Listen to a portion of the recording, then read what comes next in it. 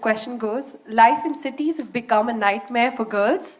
Groping, leering, lewd comments in public transport are a norm that girls have to put up with and unfortunately don't raise their voice against. What to do about such upsetting civilizational evils? It's an unfortunate reality. At that moment, I know what is the reaction and what is it that we feel like doing. That's a different matter. But we must look at the larger picture. Why? Why is such a thing happening? See, this is because we are a society in transition. We have sort of given up our traditional ways of doing things. We have not caught up with another way of doing life totally. We're just hanging in between for too long. In the sense, probably 30 to 40% of the young people that you see in the cities are migrants, they've come from elsewhere. One thing is, when you're in a new place, you can afford to be irresponsible. They won't behave like that in their own village, okay? Because there are consequences. Here they are new. And another thing we have to address, if we have to look at it compassionately, is if he was in his village, his mother, his mausi, his atte, somebody would be talking, see, we're going to get you married to that girl, see that girl? That is going to be your wife. Whether it's going to happen or not, that's not the point. He thinks there is a solution for his hormonal struggles. Yes, it's a reality, come on. Between the ages of 15 and 25, this is at its peak. So, even if there is no physical solution, there must be a solution in thought and emotion that he knows that, this year you're going to get married, no, this year the crop is not good, okay, you'll get married next year, they may postpone it 5 years, but he is living in that comfort that there is a solution for him. You take that guy and transplant him into Bengaluru city. He's just a wild creature. He's living somewhere, 10 people in one room. Daytime one set sleeps, nighttime another set sleeps in the same room. That's a living conditions, I'm saying.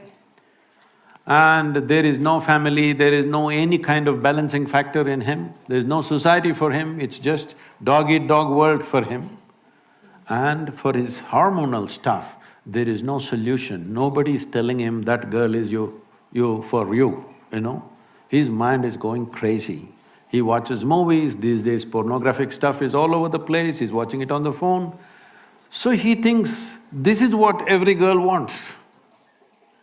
He is unable to think beyond that, you must understand his problem. See, first of all, what puberty or adolescence means is,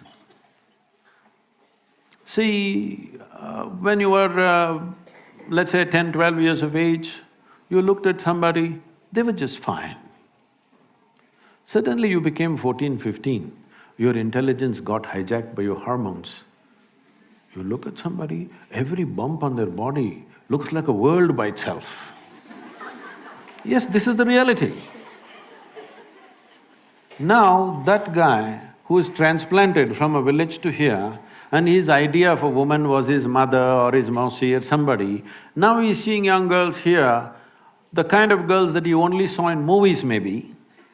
Now, one drop of alcohol, the guy will pounce on you. Little more push he needs. All these rapes and things you're seeing is just this.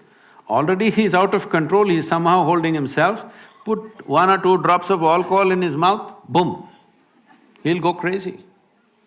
So this is an unfortunate situation, it's a cruel situation for him, it's a cruel situation for those who are victimized by him. But we are a society in transition, it's time we address our issues directly. Don't go on thinking it'll get solved if we close our eyes and sit. It doesn't get solved. So, as a society, we must debate. Are you going to go back to 16 years of age, you can get married? Or are you going to go back to a place where you will discuss and see how to conduct this society? After all, there are young people, they have their needs. How are you going to address this?